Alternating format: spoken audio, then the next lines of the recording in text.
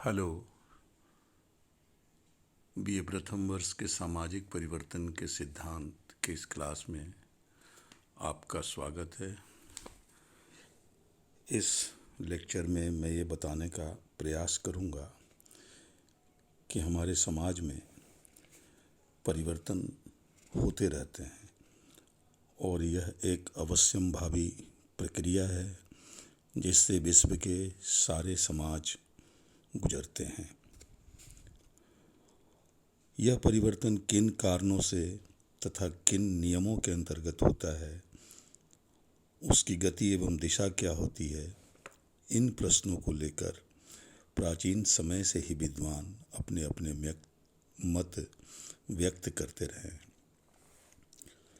समाजशास्त्र में भी परिवर्तन की दिशा, उनके कारणों और परिणामों को जानने का प्रयास विभिन्न समाजशास्त्रियों ने किया है।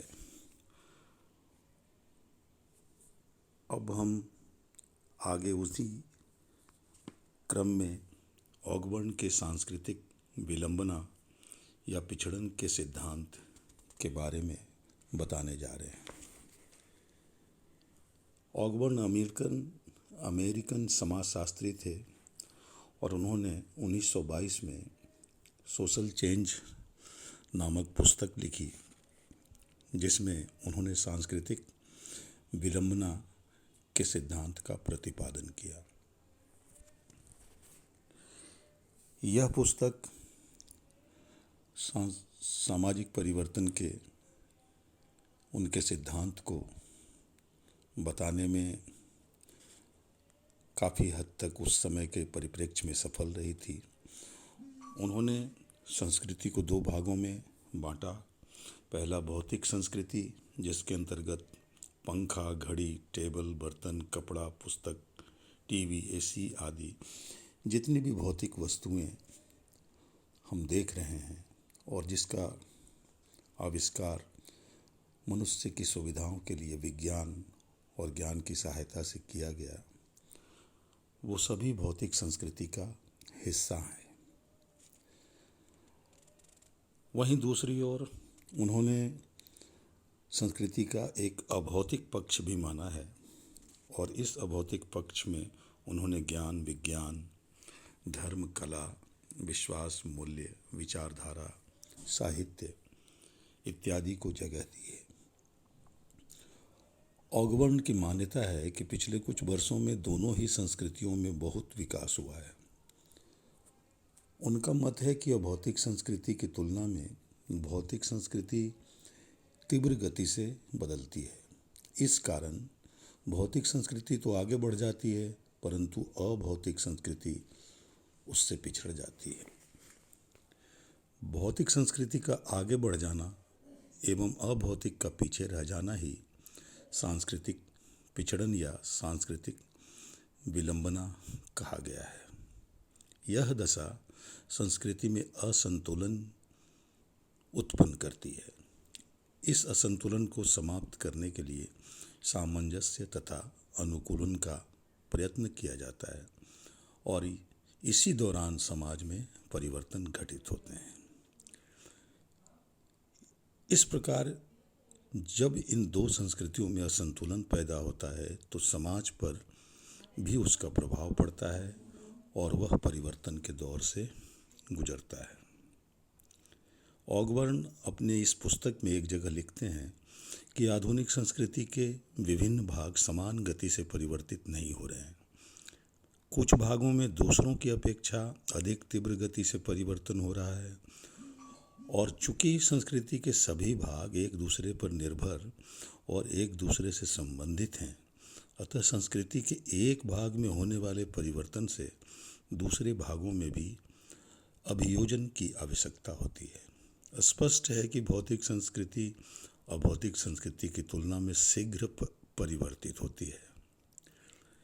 इससे भौतिक संस्कृति तो आगे बढ़ जाती है, लेकिन अभौतिक संस्कृति पिछड़ जाती है। उदाहरण के रूप में वर्तमान समय में मशीनों एवं कल पुर्जों का विकास तो खूब हुआ है, किंतु उसी गति से अभौतिक संस्कृति के तत्वों जैसे धर्म, साहित्य, दर्शन व कला का विकास नहीं हुआ है। परिणाम स्वरूप अभौतिक संस्कृति पिछड़ गई है।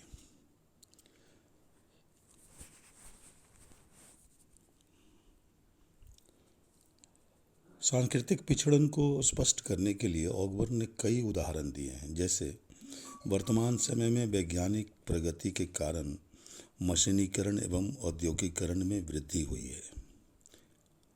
अनेक नए व्यवसाय, उद्योग धंधे उत्पन्न हुए हैं, किंतु उनकी तुलना में श्रम कल्याण के नियमों एवं संस्कृति का विकास धीमी गति से हुआ है।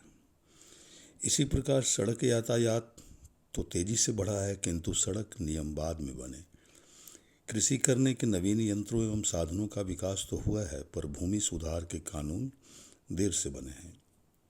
इस प्रकार भौतिक और अभौतिक संस्कृति में असंतुलन पैदा हो गया है और उनमें अनुकूलन नहीं हो पाया। ऑगबर्न ने यह सिद्ध करने का प्रयास किया है कि सांस्कृतिक परिवर्तन सामाजिक परिवर्तनों को जन्म देते हैं। बॉटमोर का भी मानना है कि सांस्कृतिक पिछड़न का यह सिद्धांत भारत में पूरी तरह से लागू होता है। उन्होंने कहा है कि विगत वर्षों में भारत में यातायात के साधनों एवं सड़कों का तीव्र विकास हुआ है, संचार के साधन बढ़े हैं और नवीन उद्योग धंधों की स्थापना हुई है। मशीनीकरण बढ़ा है, कृषि भी आधुनिक तकनीकों और यंत्रों के माध्यम से किया जाने लगा है। ये सभी भौतिक संस्कृति के पक्ष हैं, किंतु दूसरी ओर भारत में धर्म, दर्शन, प्रथाओं, विश्वासों, रीति रिवाजों, संस्थाओं आदि में उसी गति से परिवर्तन नहीं हुए हैं। अतः अभौतिक संस्कृति पिछड़ गई है। इस प्रकार ऑगबर्न ने इन दो संस्कृतियों में असंतुलन के जो प्रमुख 4 कारण हैं उसका भी अपनी पुस्तक में उल्लेख किया है। उन्होंने कहा है कि नए विचारों के प्रति भय, अतीत के प्रति निष्ठा, निहित स्वार्थ एवं नवीन विचारों की परीक्षा में कठिनाई, ये वो कारण हैं जो भौतिक संस्कृति और अभौतिक संस्कृति के बीच में तालमेल उत्पन्न होने में बाधा उत्पन्न करते हैं। अर्थात भौतिक संस्कृति तो तीव्र गति से बढ़ती है, लेकिन उसी रफ्तार से अभौतिक संस्कृति नहीं बढ़ पाती है और इस वजह से असमायोजन और समायोजन का दौर चलता रहता है। धीरे धीरे फिर अभौतिक संस्कृति में परिवर्तन आता है और वह भौतिक संस्कृति से तालमेल बैठाने का प्रयास करता है और इस प्रकार परिवर्तन समाज में घटित होते रहते हैं। तो इस क्लास में आपने ऑगबर्न के सांस्कृतिक विलंबना या पिछड़न के सिद्धांत को समझ लिया होगा, ऐसा हम उम्मीद करते हैं। थैंक यू, धन्यवाद।